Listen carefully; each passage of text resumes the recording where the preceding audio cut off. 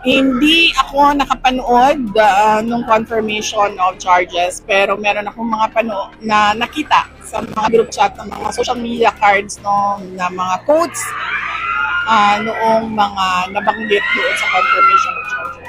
Ano yung reaction mo before the confirmation? Well, wala naman akong feelings or reaction no, doon. Ang gusto ko sana ay makasama at makausap si dating Pangulong Rodrigo Duterte ngayon na panahon ng confirmation of charges. Pero hindi kasi pinayagan yung mga application ng pagbisita ng pamilya sa linggong ito. Kumusta yung output kahapon ng defense team, especially si Atty. Kaufman at VP? Nagpapasalamat ako. Nagpapasalamat ako kay Attorney Kaufman at sa buong legal defense team ni dating Pangulong Rodrigo Duterte sa kaso niya sa ICC, sa kanilang paghahanda at sa pagpapakita nila ng confidence, kumpiyansa na walang ebidensya na nagpapatunay na ginawa ni dating Pangulong Rodrigo Duterte ang mga sinasabing krimen. Lumalapit na makipalyansa. Kasi nag-announce ka na yun. May mga lumalapit. Kaluoy sa Ginoo wala, nag-inusara lang gihapon si Sarah. Wala. Ang comment mo sa EDSA 40. Tomorrow, EDSA 40 years. Nakalimutan na kasi ata ng mga tao kung ano yung essence ng EDSA, ng 1986 EDSA Revolution. Kaya yung mga nagmamarcha o magmamarcha bukas, nag-organize bukas, hindi nila talaga alam kung ano ba talaga yung mensahe nila sa taong bayan. Kasi nalimutan nila kung ano yung message noong 1986. Dito nakarating na FRD na tatakbo pa. Anong reaction? Nagpadala siya ng sulat, kaso hindi pa ako nakapagpaalam kung pwede ko bang ibahagi yung sulat sa ulitin ko. Hindi alam ni PRD na tatakbo ako bilang Pangulo. Nasabihan siya, nung sumunod na araw, nasabihan siya nung kanyang mga abogado at nagpadala siya ng maikling sulat doon sa abogado at hindi pa ako nakapagpaalam sa abogado o kay PRD kung pwede ko bang ibahagi sa inyo yung sulat niya. Kahapon din nabanggit doon sa confirmation of charges ang pangalan ni Senator Bato at Senator Bongo. Any reactions, observations during the first day po? Una-una tayo natutuwa na nangyari na finally yung pinagkakaantay-antay ng mga pamilya ng biktima, no? Ito na yung isang napakalaking hakbang tungo sa hustisya. Ngayon ang obserbasyon natin kahapon ay una-una nakita natin na talagang handang-handa yung prosecution. Pinapakita nila yung iba't ibang ebidensya at yun ang basis nila para i-prove yung mga aligasyon. No? At doon naman sa kabilang banda, sa kay Kaufman, makikita nyo na ang angulo niya ay doon sa politika. So, ang emotions, ang gusto niyang kalabitin, ang audience niya, yung mga Duterte followers. So, I don't think the judges ng ICC would receive it well. Kasi ebidensya siyempre ang kailangan makita natin. Ano ang sagot mo doon sa mga presenta ng prosecution? So, wala siya nun. Sir, when you saw the videos, Peter said nga, no, nabanggit niyo yung mga pagmumura niya before he was able to be brought to the ICC at saka yung nanunood mo siya ng mga pinapatay. Sir, do you think the prosecution has a very strong pieces of evidence para po na mag-proceed po ito into a full-blown trial? I am 100% sure na kompleto yung kanilang evidence. Bakit? Kasi ang polisiya ng ICC prosecution ay magpa-file lang sila ng application for warrant of arrest pagka nakamit na nila yung threshold ng certainty of conviction. Meaning, hindi sila magpapa-issue ng warrant of arrest pagka hindi pa buo yung kaso nila enough to convict. So yan yung threshold of evidence nila. At alam nyo, itong nangyayari ngayon, yung nakikita yung mga video, alam nyo, lalo na dun sa mga bata-bata, no, na hindi naabutan yung mga panahon na yan, it's highly informative for them na makita nila na ganito pala yung nangyari noon. Well, yun, doon sa mga nadadala lang, doon sa mga kwento-kwento about the myth of Duterte, ito, maliwanag na iba yung pagkakilala niyo dun sa tao at iba yung nakita natin. Sir, your thoughts? Kasi po, may nabanggit ho yung the defense team of Duterte na they plan to publicize those redacted na part ng mga dokumento nga ho. These are details po ng mga witnesses against Duterte. Any thoughts about that, sir? Yun nga, alam nyo, delikado yun. Kasi alam naman natin yung capacity ng mga Duterte na nasaktan at patayin itong mga testigo na to. Kaya very, very careful ang prosecution dyan and hopefully hindi naman ito payagan. At while talagang part ng process na makilala nung defense lawyers nila kung sino yung mga testigo, pero to publicize it is an entirely different thing. Delikado po yan sa baka matakot yung iba. Sir, your thoughts? Kasi po, yung supporters ni former President Duterte, sabi nila, hindi ito magpupush through into a full-blown trial. Sinasabi nila na parang this will all just go to waste. Itong mga efforts of the prosecution, yung pagkuha ng mga ebidensya, hindi daw po ito magiging isang full-blown trial, sir, basically. Alam nyo, they will believe what they want to believe. Noong 2017, nung final namin itong kaso na ito, pinagtatawanan nila yan. Minamaliit nila, hindi daw, wala daw yan. It's a piece of paper, basura daw yan, wala. But kinalaunan, nandito tayo. Di ba? Sabi nila, hindi daw ma-issue warrant. Eventually na-issue warrant. Ngayon, nandoon na. Marami silang sinasabi, makakauwi na raw si Digong. Wala daw jurisdiction, may interim release. Ang dami nilang paasa sa sarili nila.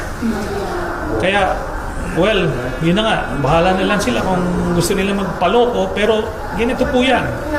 Base sa aking tansya, no, sa aking opinion, panghabang buhay na makukulong na si Duterte dahil sa mga krimen na ginawa niya sa mga Pilipino. Naging presidente siya ng Pilipinas, pinagkatiwalaan siya ng Pilipino para iangat niya yung buhay ng mga kababayan natin. Yung mga masasamang tao dapat kinulong niya. Yung mga addict dapat nirehab para magkaroon ng panibagong buhay. Kaso ginamit niya yung kapangyarihan niya para patayin yung mga maliliit na tao. Tapos yung drug lord na kapartner niya, yun, nasolo nila yung illegal drug trade nung napatay na nila yung mga kompetensya. Ganon yung napakasakit na pangyayari dito na kitang-kita namin, nakalap namin. Unfortunately, yung mga die-hard supporters nagbubulag-bulagan, hindi nila makita. Pero, di ba, ako po, hindi naman ako pumatay, hindi naman ako nagnakaw, pero nagagalit sila sa akin. Pero yung sa kanila, kitang-kita nila mismo sa harap nila. Pero iniidolo nila. Hindi na ako yung may problema nun. Sir, yung mga co-perpetrators po, ipinakita lang. Sa tingin niyo, sino ho yung susunod na dadamputin ng ICC? Ang ganito, sabihin na lang natin na kinalaunan 4 siguro ang may issue ng warrant. Kasama na si Digong doon. So, 4 yan maximum. We're looking into probably Bongo, Bato, and at most baka si Albayade. So yun. Alright. Senator, this is very recent lang, no? May mga accusations po na binabato sa inyo. You received a large sum of money that's amounting to $2 million in relation to the ICC investigation. Any reaction? Ano po yung next step nyo after you receive this information? Ganito po. Unang-una, I categorically and vehemently deny na may tinanggap akong $2 million o kahit na anumang halaga galing kay saldi ko para sa ICC operations o kahit anuman. Hindi po nangyari yan. At ito pong ginagawa nila ito ay para dungisan yung integrity, credibility ng ICC in light of what's happening now, na ongoing ICC confirmation of charges hearing. Kung makita nyo, the past several months na pinag-uusapan tong mga mali-maleta na yan, ni isang ugong tungkol sa ICC, wala naman lumabas. Then suddenly, sa ngayon, eksakto, biglang lumabas ito. So talagang ginawa nila ito, dinisenyo nila to to divert the attention, to tarnish the credibility of the ICC. Pero hindi natin papayagan yan. Kakasuhan ko sila ng cyber libel at hindi lang yan. Bukod pa riyan, I am sure itong ICC ay kakasuhan din sila ng obstruction of justice for violating Article 70 ng Rome Statute. Mabigat yung ginawa nila. Akala nila, simple-simple lang yan. Kailangan nila managot dun sa kanilang ginawa. Sino-sino ito, sir? Yung Kakasuhan ko si Levi Baligod, yung mga dating sundalo, si Mike Defensor, Jay Sonsa, at yung mga taong nagkakalat nitong malicious line na ito. So hindi ko sila palalagpasin dito. Sir, sorry, on another topic naman po. I know it's a bit far from now, pero on 2028, do you plan to run again for government office? Hindi po. I'm not inclined to run. O focus tayo dito sa mga kailangan natin gawin. But for sure, tutulong tayo dun sa tamang kandidato na mapipili ng middle forces. Currently, you already have individuals na inaayin niyo po na sila po yung magiging kandidato niyo. Ang pinagpipilian ng middle forces ngayon ay si Senator Risa, Senator Bam at si Mayor Lenny.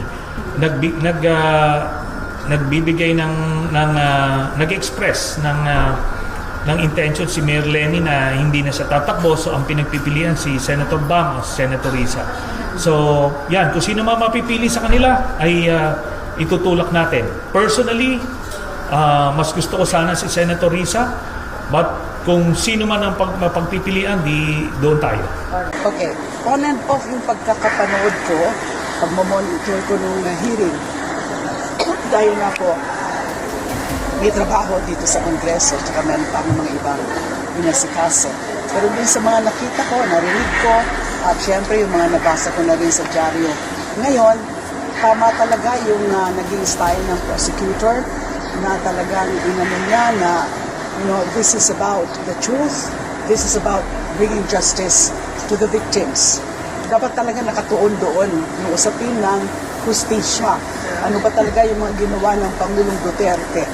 So, inano niya na hindi dapat kinakalimutan ng katotohanan.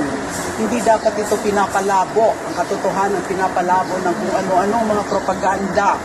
Yung, di ba, yung ginawa naman ng Defense Council, ay more on political rhetoric. Meron pa nga pagka-gaslighting yung ginawa ng Defense Council na kung ano-ano pa yung mga sinabi niya na sa mga Pilipino, sa mga nakakaalam ng mga Pilipino, hindi yun ang realidad nung panahon ni Duterte.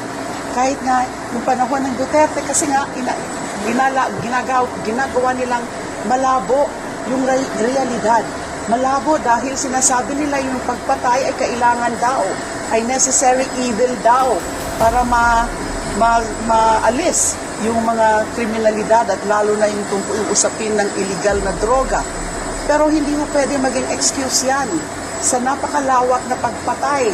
Thousands, we're talking here about libo-libo na mga pinatay nila under the name of war on drugs.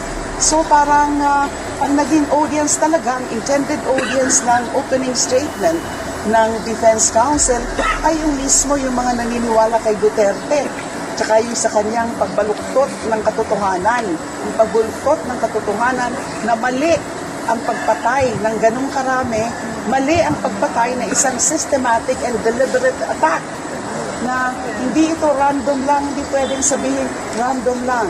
Saka yung mga iba pang mga excuses na mga binanggit ni Defense Counsel Hoffman na yung hindi naman daw ibig sabihin, hindi daw totoo yung mga ibig sabihin o ibig sabihin ng kanyang mga statements, yung statements ng Pangulong Duterte. para bang sinasanitize niya yung naririnig natin palagi noon on a regular basis, yung pag-iinganyo niya sa pagpatay sa mga kapulisan at sa mga other forces na pagpatay. Hindi ho natin yun nakakalimutan. Yun po ang totoo. Hindi ho niya pwedeng sabihin na hindi naman talaga yun ang ibig sabihin ng Pangulo nung sinasabi niya. At saka nung sinabi niya yun, may mga nangyari. Dahil sa mga pag-inganyo niya, may mga pumatay. So there is a clear, definite causal link between those public statements urging the killings and the killings. At nakiklarong, these are crimes against humanity. So gaslighting para sa akin yung ginawa ng Defense Counsel. Napakaganda po ng mensahe ni Attorney Joel Butuyan bilang counsel ng mga legal representative ng mga biktima. Yun ang katotohanan. Yun ang talagang nararamdamang sentimiento ng karamihan ng mga kababayan natin. Hindi yung mga fanatics kay Duterte na naniniwala na tama yung ginawa niya. Napakalinaw nung very significant message ni Attorney Butuyan ng mga inano niya because he was truly speaking on behalf of the victims. Ang pinakahalaga dito sa usapin na ito, whether it's within the court or outside the court, ay yung sitwasyon ng mga biktima na hanggang ngayon hindi pa nakakakamit ng hustisya at hindi nila inaasahan yung hustisya na yan dito sa ating bansa. Kaya umaasa sila ng tuluyan, ng seryoso sa ICC process. Maraming salamat.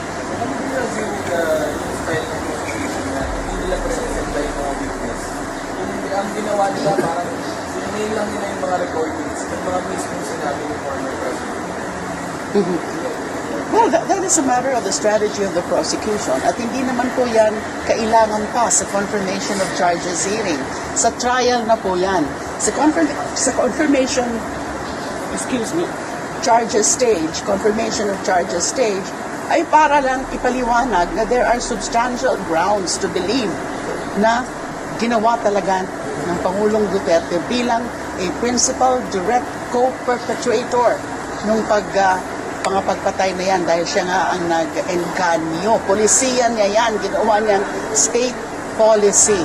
So, depende na yan sa prosecutor, sa defense, kung ipapakita ng kaagad nila yung ebidensya at this point. But no need pa because it's a confirmation of charges. Dapat mapaliwanagan lang sa hukuman, sa ICC pre-trial chamber na may tunay, may sapat na basehan yung mga charges na yan of acts of crimes against humanity, a total of 3 counts and several instances of killings. Thank you very much.